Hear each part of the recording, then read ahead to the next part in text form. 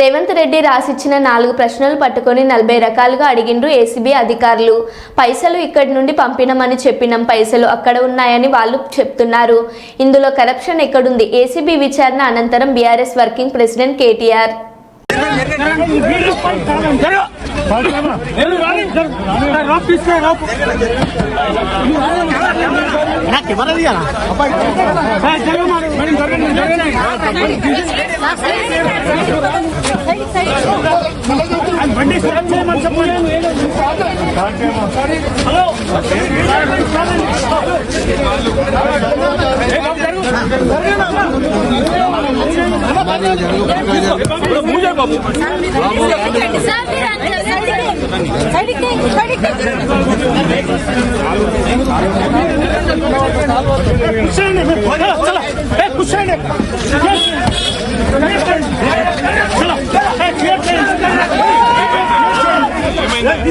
Media మీద దాడింది,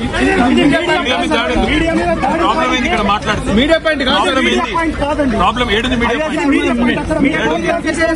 ఎక్కడుంది? మీ party office కోసం అక్కడికి వెళ్ళండి. ఇక్కడ మాట్లాడితే ఏం వచ్చింది? ఏం ఇబ్బంది? ఏం ట్రాఫిక్ అలో చేయాలి? భయం ఎందుకు మాట్లాడితే మీడియాతో? మరి భయం కాకపోతే మా డ్యూటీ మేము చేస్తున్నాం.